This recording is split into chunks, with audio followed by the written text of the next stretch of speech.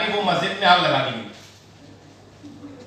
ये न्यूज सबसे पहले जब हम लोगों को पता पड़ी, हम लोग डिस्कस कर रहे थे कि शायद इसमें कोई इनिशिएटिव लेगा, क्योंकि फैक्ट फाइंडिंग टीम जनरली ऐसी जगहों पे जाती हैं और हमारे मीडिया के साथी भी ऐसी न्यूज को कवर करते हैं। लेकिन इतना अनफॉर्चुनेट इंसिडेंट रहा है त्रिपुरा का कि मीडिया का रोल भी कहीं ना कहीं डाउटफुल है, क्योंकि जो बड़े मीडिया हाउसेज हैं, बड़े मीडिया हाउसेज ने इस बात को नहीं दिखाया। लेकिन मैं अब आप सबको सलाम करता हूं कि आप सब ने ये जो पहल करी है, ईमानदारी से इस बात को दिखाएंगे, इस बात का मुझे पूरा यकीन है। वो न्यूज देखने के बाद जब वो एक लोकल ग्रुप में शेयर हुई कि मस्जिद में आग लगाई गई, उसके बाद देखा दूसरी मस्जिद, तीसरी मस्जिद, चौथी मस्जिद, छठवीं मस्जिद, फिर 10-12 मस्जिद जब हो गई, तब हमारे साथी एडवोकेट अमित श्रीवास्तव, एडवोकेट मुकेश अंसार इंदौरी साहब, इनसे बात हुई और फिर हम लोगों ने डिसाइड किया, फौरन प्लान बना और हम लोग त्रिपुरा पहुंच गए। लेकिन वहां पे सबसे बड़ा चैलेंज हमारे सामने ये था, क्योंकि ज्यादातर इंसिडेंट गांव में हुए थे जहां पे लिटरेसी रेट इतना हाई नहीं है और लोग आसानी में बात करते हैं, तो हमें उनकी लैंग्वेज को समझना, ट्रांसलेट करना, उसको फिर फैक्ट फाइंडिंग के रूप में आप सबके सामने पेश करना, ये बहुत ही ज्यादा चैलेंजिंग टास्क था। और रिपोर्ट बनाने में बहुत ज्यादा कंट्रीब्यूशन हमारे तीनों साथियों का रहा है। मैं तो सिर्फ इनपुट्स देता रहा, लेकिन हमारी टीम के अंसार इंदौरी साहब रात भर नहीं सोया, फ्लाइट में भी अपने फोन पे टाइप कर रहे थे, बीच में इनका फोन हैंग भी हुआ, उन्होंने फिर अमित जी का फोन यूज किया। तो मेरी टीम मेंबर्स का बहुत बहुत शुक्रिया, इन सब के बगैर ये फैक्ट फाइंडिंग रिपोर्ट जो है ये शायद आपके सामने नहीं आ पाती। एक चीज और मैंने देखी कि वहां पे लोकल लेवल पे हिंदू और मुस्लिम में इस तरह की नफरत नहीं है जिस तरह के इंसिडेंट्स हुए हैं। क्योंकि जब हम एक रवा बाजार एक गांव है, वहां पे हम शॉप जहां पे वैंडलाइज हुई थी, जहां पे आग लगाई गई थी, वहां पे हमने देखा तो एक करीब दादाजी के एज के तिलक लगाए हुए टीवी देख रहे थे, उनके साथ एक टोपी वाले मौलाना साहब भी उन्हीं के एज के टीवी देख रहे थे, मैच देख रहे थे वो लोग। तो मैंने उनसे पूछा कि आप लोगों के गांव में जिस तरह के इंसिडेंट्स हो रहे हैं और हिंदू मुस्लिम में टेंशन है बीच में आपस में, कहते सर इस तरह का टेंशन हमने कभी नहीं देखा। और वो लोग कौन थे, हमारे गांव के है नहीं, क्योंकि गांव में तो हमारे सर 100 घर है और 5000 की भीड़ कहां से आई, कैसे आई, किसने मोबिलाइज किया, ये हमें नहीं पता। तो मेरा ये कहना है कि ये जो इंसिडेंट हुए हैं ये रिलीजन की वजह से नहीं हुए, ये प्योर पॉलिटिक्स की वजह से हुए हैं। और वहां के लोगों ने बोला कि पिछले 4-5 साल में जब से यहाँ बीजेपी सरकार आई है सर कुछ भी डेवलपमेंट नहीं हुआ। वहां के लोग आज भी मुर्गी पाल के अंडे बेच के अपनी जीवन यापन करते थे और आज भी वही कर रहे हैं। जो जो प्रॉमिस किया था सरकार ने वो नहीं हुआ। तो ये सब इंसिडेंट और ये सब दंगे करवाने का मकसद मुझे लगता है कि वोट को पोलराइज करना है और अपनी सरकार बनाने का है। क्योंकि हमारे साथ जमीयत की भी टीम 2 दिन बाद वहां पहुंची थी, तो इत्तेफाक से हम लोग लोकल ट्रेन में साथ में लौट रहे थे। तो जमीयत के जितने मेंबर्स थे उन्होंने वहां पे ट्रेन में नमाज पढ़ना शुरू किया, लेकिन लोगों ने वहां पे उनको जगह दी, जगह साफ कर दी और उनके लिए मतलब रास्ते के मतलब पूरी रिस्पेक्ट के साथ उनको नमाज पढ़ने का मौका दिया। तो वहां की जो आम जनता है वो बहुत अमन पसंद है, शांति प्रिय है और बहुत ही लविंग और केयरिंग है, ये मैं कहना चाहता हूं। लेकिन विश्व हिंदू परिषद के जो ऑफिस बीयर्स हैं और जो बीजेपी के विधायक, एमएलए, सांसद, मंत्री हैं, उनका रोल यहाँ पे बहुत ही ज्यादा डाउटफुल है। और इंसिडेंट होने के बाद, इंसिडेंट चलिए हो गया, इंसिडेंट होने के बाद पुलिस का जो रोल रहा है वो क्वेश्चनेबल है। एफआईआर रजिस्टर्ड नहीं हुई अभी तक, 2-4 शायद अभी की हो तो मुझे पता नहीं, लेकिन आप सब देखते हैं कि जरा सा रेड लाइट जंप करें तो पुलिस ऑफिसर्स आपका वीडियो बनाते हैं। लेकिन जब इतनी बड़ी रैली आके वहां पे वैंडलिज्म और आगजनी और लूटपाट मचा रही थी, तो क्या सारे पुलिस ऑफिसर के कैमरे ऑफ हो चुके थे? क्योंकि किसी भी पुलिस ऑफिसर के कैमरे में वो घटना जो कैद नहीं हुई। और त्रिपुरा के सारे सीनियर पुलिस ऑफिसर ने बोला कि कोई भी मस्जिद नहीं जलिए, कोई भी मस्जिद नहीं टूटी। लेकिन मैं खुद वहां पे होकर आया हूँ। हमारी आपके बीच से एक रिपोर्टर है जिनका मेरे पास फोन आया कि सर चमकीला मॉस्क में कुछ उनको वैंडलाइज नहीं किया है, वहां पे नहीं तोड़ा है। इत्तेफाक से मैं चमकीला मॉस्क के बाहर ही खड़ा था, क्योंकि नाम इतना ज्यादा कंफ्यूजिंग है कि पता नहीं पड़ता कि आप कहां से घूम के आ गए, बता नहीं पाओगे। दिल्ली में तो आप सारी जगह जानते हैं, कनॉट प्लेस हो क्या है, करोड़ा हो क्या है, लेकिन त्रिपुरा से आप घूम के भी आ जाएंगे तो आप बता नहीं पाएंगे 2 दिन बाद कि आप कहां गए थे और कहां नहीं जा पाए। लेकिन इत्तेफाक से वो नहीं था, वो मस्जिद मैंने खुद देखी है। और वहां पे लोकल आर्टिकल 14 की एक रिपोर्टर थी जो गुवाहाटी से आई थी, उन्होंने वहां पे हमारी बाइट ली, हमारे साथियों की और हमारी। तो ये बात प्रूव होती है कि त्रिपुरा पुलिस ने साफ खुले तौर पे झूठ बोला है और जर्नलिस्ट को कहीं धमकाया भी है कि आप इस तरह के ट्वीट कर रहे हैं और इस तरह के वीडियोस वायरल कर रहे हैं।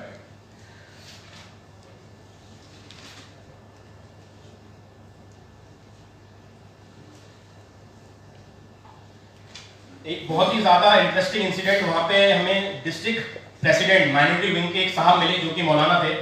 उनसे जब मेरी बात हुई तो उन्होंने BJP minority president state Tripura, उनसे मेरी फोन पे बात कराई, जिसका ऑडियो मेरे पास है, क्योंकि वो जब बात करा रहे थे फोन स्पीकर पे था, क्योंकि बाकी टीम मेंबर्स को भी बात सुननी थी, तो वो वीडियो भी बना हुआ है। तो बीजेपी के मेंबर भी कह रहे हैं कि सर जो हुआ वो बहुत ही ज्यादा गलत हुआ, और वहां पे जो पुलिस फोर्स थी तैनात दंगों के बाद, उनसे भी हमारा इंटरेक्शन हुआ, हमने चाय पी उनके साथ। उसमें से भी कुछ पुलिस ऑफिसर ने अपना नाम ना बताने की शर्त में बताया कि सर इस तरह के इंसिडेंट को हम लोग कभी सपोर्ट नहीं करते हैं, और जो कुछ भी हुआ ये बहुत ही ज्यादा अनफॉर्चुनेट है। एक बहुत ही खास बात, पानी सागर के पास एक जगह यहाँ पे सीआरपीएफ का कैंप हुआ करता था, वहां पे सीआरपीएफ के सोल्जर्स के लिए एक मंदिर भी बनाया था और एक मस्जिद भी बनाई थी। वो मस्जिद भी, उसको भी तोड़ा गया है, उसको भी जलाया गया है, और वहां पे कुरान शरीफ भी जलाए गए। तो मुझे लगता है कि ये टारगेटेड वायलेंस था, क्योंकि आने वाले टाइम में अभी वहां पे लोकल इलेक्शन है, लोकल बॉडीज के इलेक्शन भी हैं, तो इसी वजह से लोकल बॉडीज इलेक्शन जीतने के लिए और कमिंग यूपी में जो इलेक्शन है, मुझे लगता है कि सरकार की ये सोची समझी साजिश है, त्रिपुरा सरकार की और केंद्र सरकार की, जो सीनियर मिनिस्टर्स हैं और सीनियर वीएचपी के लीडर्स हैं, ये सारी चीजें उनके कहने पे ही अंजाम दी। 3 दिन जब हम यहाँ से हमारी टीम निकली तो हमें थोड़ा सा एक दहशत थी कि पता नहीं वहां कैसा माहौल होगा, कैसा हमें लोग ट्रीट करेंगे। लेकिन एक जगह छोड़ के, साउथ त्रिपुरा, जहाँ पे पुलिस ऑफिसर ने मर गया था, साउथ त्रिपुरा जब हम लोग गए, जहाँ पे पहली विजिट थी हमारी, तो वहाँ पे जो कंसर्न पुलिस स्टेशन के टीआई साहब थे और सीओ थे, उन्होंने आके स्पेसिफिकली हम लोग को मना किया कि आप कोई भी फैक्ट फाइंडिंग किसी से बात नहीं कर सकते हैं। हमारे टीम मेंबर मुकेश जी ने उनसे बोला कि आप इस तरह से हमें धमका नहीं सकते हैं, और हम दोनों कम्युनिटी से मिले। कहते नहीं, जिस कम्युनिटी से आपको मिलना था आपने मिल लिया, अब हम आपको अलाउ नहीं करेंगे मिलने के लिए। तो हमने सोचा अभी फैक्ट फाइंडिंग की शुरुआत है, अभी से डिस्प्यूट करना ठीक नहीं, तो हमारी टीम वहां से आ गई, और जो चीज मैं बोल रहा हूँ ये चीज on record, on video, on audio, और पुलिस ऑफिसर का नाम भी आपको व्हाट्सएप से मिल जाएगा। उसके बाद लेकिन हमें पुलिस ने ऐसा परेशान नहीं किया। एक और इंसिडेंट है, वो हमारे फ्रेंड मुकेश जी आपसे शेयर करेंगे कि डीएम साहब ने हमारी सिक्योरिटी के लिए अरेंज किया। तो मैं ये कहना चाहता हूँ, कुछ ऑफिसर्स तो सरकार के बहुत ज्यादा दबाव में है, वो इसलिए है क्योंकि जो ट्रांसफर पॉलिसी है, जिसको सुप्रीम कोर्ट रिकॉग्नाइज करता है और Union Public Service Commission recognise करता है, गृह मंत्रालय रिकॉग्नाइज करता है, उसके हिसाब से आईएएस और आईपीएस ऑफिसर्स का ट्रांसफर नहीं होते हैं। तो जो भी नेता और मंत्री होते हैं वो अपने हिसाब से आईएएस को अपने डिस्ट्रिक्ट में पोस्ट करते हैं। फिर जब नेताजी भीड़ को लेके जाएंगे तो आईपीएस साहब की हिम्मत क्या है कि उनके खिलाफ एफआईआर रजिस्टर करें। तो सबसे पहले हमारी डिमांड ये है कि ट्रांसफर पॉलिसी फेयर होनी चाहिए, अकॉर्डिंग टू लॉ होनी चाहिए। आगे के लिए मैं हमारे दोस्त और हमारे टीम के साथी मुकेश जी को इनवाइट करूंगा कि आगे की प्रक्रिया वो आगे बढ़ाएं, डिटेल में वो बातें आपके सामने रखेंगे और बाकी हमारे टीम मेंबर्स भी अपनी बात रखेंगे। Thank you. कर दिया है, मैं उसको रिपीट नहीं करूँगा, लेकिन मेरा एक्सपीरियंस है उसे मैं बताना चाहता हूँ। हम लोगों ने जब प्लान कर रहे थे जाने का, तो फिर बहुत सारी चीज़ें थी कि ऐसा डर था, एक डर का माहौल बना हुआ था कि अब पता नहीं वहाँ क्या होगा, कैसा माहौल है।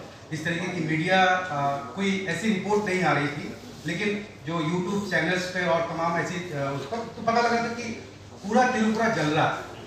तो ऐसी स्थिति में मैं बहुत ही ज़्यादा मैं एहतसाम साहब का शुक्रगुजार करना चाहता हूँ, जो इन्होंने प्लान किया और बोला कि नहीं चलना। और ये बहुत अच्छी बात कि मुकेश भाई को फ़ोन पे बात हुआ, अंसार साहब को, और सबने अपना एडमिशन दिया, सब तैयार हो गए 1 मिनट में कि हाँ नहीं करेंगे और चलते हैं, देखते हैं वहाँ पर और असली चीज़ क्या है वहाँ पर, हकीकत कम से कम हम लेके आए। तो अब जो हम लोग वहाँ जब पहुँचे तो हम लोगों ने ये फील किया कि चीज़ें बहुत गंभीर है।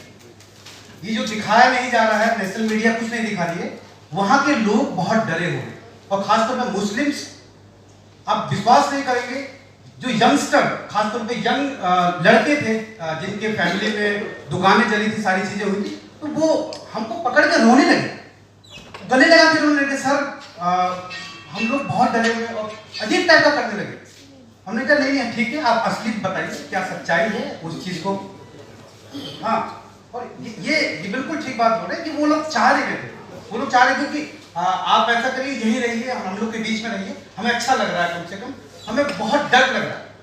अभी चलिए फिर ये तो चलता रहा, फिर हम लोगों ने फैक्ट फाइंडिंग किया, जैसा कि बताया पूरा कैसे कैसे हम लोग गए। तो हमने जहाँ तक देखा कि एडमिनिस्ट्रेशन का जो हाल था, वो हाल वाकई में हाल बेहाल था।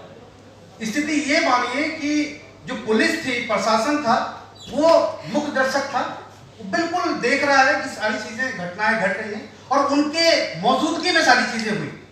जैसा कि वहाँ हमने लोकल जो विक्टिम्स हैं और लोकल जो लोग थे उन लोगों से हमने बात की, तो हमें पता लगा कि इतनी लंबी तादाद में, समझ लीजिए कि 5000 की संख्या में उन्होंने बताया, कोई बता रहा 10,000 की संख्या में, तो रैलियां निकाली गई और उसमें नाम लिया गया, वीएचपी के लोग थे, आरएसएस के लोग थे, बजरंग दल के लोग थे और सिटिंग एमएलए, इवन एमपी भी मतलब उसमें थे। और ये 3 दिन पहले से चल रहा था, ये बताया जा रहा था कि जी उस रैली में जो नहीं आएगा वो हिंदू नहीं है। तो ये प्लान किया गया पूरा और गांव से जगह जगह से लोगों को इकट्ठा किया गया कि जी इसके अंदर में इकट्ठा होना है आपको, नहीं तो हमारा धर्म खराब हो जाएगा, हम लोग परेशान हो जाएंगे, हम लोगों को अपने अधिकार चाहिए। जिस तरीके से बांग्लादेश में हो रहा है उस चीज को इतना ग्लोरीफाई किया गया कि जी बांग्लादेश में हमारे हिंदू भाइयों को मारा जा रहा है, उनको काटा जा रहा है इस तरीके से। तो ये यहाँ पे ये यूथ के जहन में भर दिया गया। असल में उनको भी नहीं पता था कि एक्चुअल में क्या होगा उनके गांव में, उनके घर में क्या होगा, क्योंकि उनका पड़ोसी ही मुस्लिम है, सब लोग साथ में रह रहे। और स्थिति ये हमने महसूस की कि जब हम लोग वहां पहुंचे और सब लोगों से मिलना स्टार्ट किया तो एडमिनिस्ट्रेशन बार बार हमको इंटरप्ट कर रहा था। हमको चाह ही नहीं रहा था कि सच्चाई बिल्कुल प्रेस के सामने आए। सच्चाई जब हमने बताया कि हम लोग सुप्रीम कोर्ट के लॉयर्स हैं और हम लोगों ने आए यहाँ पर और हमारा पर्पस है कि सच्चाई कम से कम सामने आए, तो ये स्थिति हम लोग देखते रहे। वहां पर पुलिस और प्रशासन कुछ तो जैसा कि मुकेश भाई ने बताया कि एक डीएम साहब ने चकमा, तो उन्होंने सपोर्ट किया, उन्होंने बताया कि आपको सिक्योरिटी की कोई प्रॉब्लम हो तो हमसे बताइएगा। लेकिन बहुत सारे ऐसे जो लोकल पुलिस स्टेशन थे, एसआई थे, वो लोग हमें आगे पीछे घूम रहे थे कि किससे हम बात कर रहे हैं और हम क्या लिख रहे हैं, वो हमारी फोटो ले रहे। जैसा कि वहां के लोकल पुलिस वाले थे, एकदम से आए और हम लोग खड़े थे, वीडियो बनाना स्टार्ट कर दिए एकदम। हाँ, कहाँ से आए एकदम। तो हमें महसूस होने लगा कि ये क्या हम लोगों से क्या चाह कह रहे हैं। हमने पूछा कि देखिए आप क्या करना चाह रहे हैं, आप हमसे बात करिए, ये तरीका नहीं है, आप कहाँ से आए। और फिर उसने बोला कि नहीं यहाँ आप जाइए, हो गया काम, हो गया आपका। हमने कहा भैया मजाक थोड़ी चल रहा, काम हो गया। हम लोग यहाँ जिम्मेदारी के साथ में आए और यहाँ पर असल में जो फैक्ट फाइंडिंग करने के लिए आए, वहाँ फैक्ट जानना चाहते हैं कि असल में हकीकत क्या है। वो हमने कहा कि जी हम और हिंदू साथियों से भी बात करना चाहते हैं, जो हिंदू फैमिलीज हैं उनसे भी बात करना चाहते हैं, क्योंकि साथ में रहते। नहीं कोई बात नहीं, चलिए। हमारी तो उनसे झड़प भी होगी। हमने कहा कि देखिए ये तरीका बिल्कुल ठीक नहीं है, अगर इस तरीके से हम काम नहीं कर पाएंगे। तो ये पूरा इनका एडमिनिस्ट्रेशन का पूरा ये था कि हम लोग सही फैक्ट को ना लेके आ पाए। हमने देखा कि मैं आपको अब फैक्ट में बताता हूँ, जो लोग थे, जिन लोगों से हमने बातचीत किया, तो कई लोगों का हमने देखा कि जब पानीसागर पुलिस स्टेशन में रवा बाजार की जो बात आ रही थी, तो रवा बाजार में तकरीबन 12 दुकानों को आगजनी की गई और 12 दुकानों को आइडेंटिफाई किया गया कि उसमें मुस्लिम दुकान कितनी है। हालांकि दुकानें और भी थी, हिंदू की भी थी, लेकिन आइडेंटिफाई करके उसको जलाया गया और लूट की गई। और इस तरीके का आलम था कि वो इतनी भीड़ थी कि वो लोग अब दुकान को जलाते हुए, नारे लगाते हुए, मुल्लागिरी नहीं चलेगी, है ना, मतलब त्रिपुरा में मुल्लागिरी नहीं चलेगी, इस तरीके के नारे थे। और लिटरली मतलब इस तरीके के वो लोग बोलते हुए जा रहे थे। और जो भी मुस्लिम घर मिल रहा था, किसी का टॉयलेट टूटा देखा हमने, गेट टूटा देखा, तो ये उन लोगों की पूरी, मैं समझता हूं कि एडमिनिस्ट्रेशन के नॉलेज में था। पूरी तरीके से सरकार जानती थी, स्टेट गवर्नमेंट जानती थी कि जिस तरीके से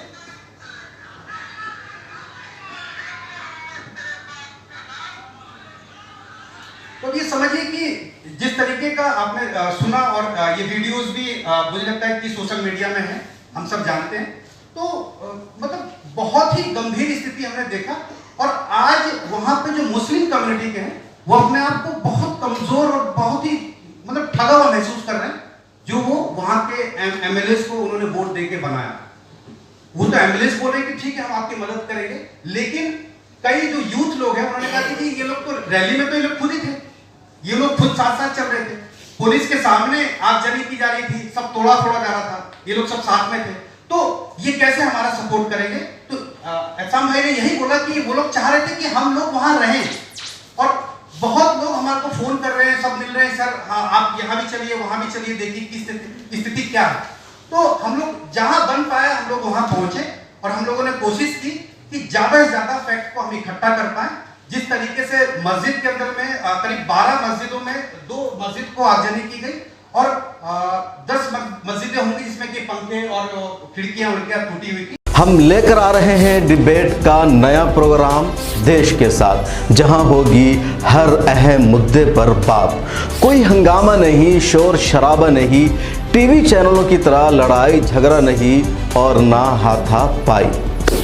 देश के साथ में हम बात करेंगे मुल्क के बुनियादी इश्यूज़ पर, इंसानी हुकूक पर, आलम इस्लाम के मसाइल पर, अक़लियतों, दलितों और आदिवासियों के साथ होने वाले जुल्म पर और उन तमाम इश्यूज़ पर जिससे मेन स्ट्रीम मीडिया में जगह नहीं दी जाती है। पैनलिस्ट के तौर पर हमारे साथ जुड़ेंगे हिंदुस्तान और दूसरे मुल्कों के तज्ज़िया निगार, दानिशवरान, जर्नलिस्ट, कलमकार, वकला, उलमा, समाजी कारकुरान, सियासतदान और मुख्तलिफ उमूर के माहिरीन।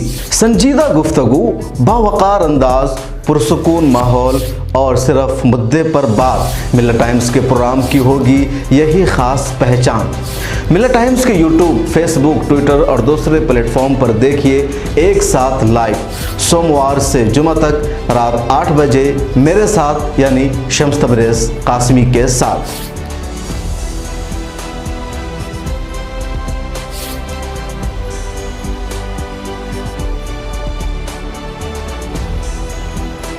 हमारी वीडियोस देखने के लिए बेहद शुक्रिया। मिल्लत टाइम्स की खबरें पढ़ने, सुनने और देखने के लिए गूगल प्ले स्टोर से ऐप डाउनलोड करें। यहां आप उंगली की क्लिक में पढ़ सकते हैं 4 ज़बानों में न्यूज़, उर्दू, हिंदी, अंग्रेज़ी, बंगला। आप ऐप पर मिल्लत टाइम्स की वीडियोस भी देख सकते हैं। अगर आप YouTube पर देख रहे हैं तो रेड बटन को दबाकर चैनल को सब्सक्राइब करें और बेल आइकन ज़रूर दबाएं। फेसबुक पर देख रहे हैं तो पेज को लाइक और फॉलो ज़रूर करें। ट्विटर और इंस्टाग्राम पर भी मिल्लत टाइम्स को फॉलो करें। मिल्लत टाइम्स की स्टोरीज हासिल करने के लिए टेलीग्राम और व्हाट्सएप पर बराह रास्त हमारे साथ जुड़ सकते हैं। हमारे काम से आप मुतमईन हैं तो इसे जारी रखने और मजबूत बनाने के लिए हमें सपोर्ट करें। स्क्रीन पर दिख रहे और डिस्क्रिप्शन में दिए गए अकाउंट नंबर पर मिल्लत टाइम्स को अपनी रकम भेज सकते हैं। अगर आपके इलाके का कोई मामला है, आपकी मसाइल को मीडिया में जगह नहीं दी जा रही है तो हमें ईमेल करें या व्हाट्सएप पर मैसेज करें, हम उठाएंगे आपकी आवाज़। मिल्लत टाइम्स मतलब मजलूमों की आवाज़, नफरत के खिलाफ जंग, फर्जी खबरों से निजात। www.millattimes.com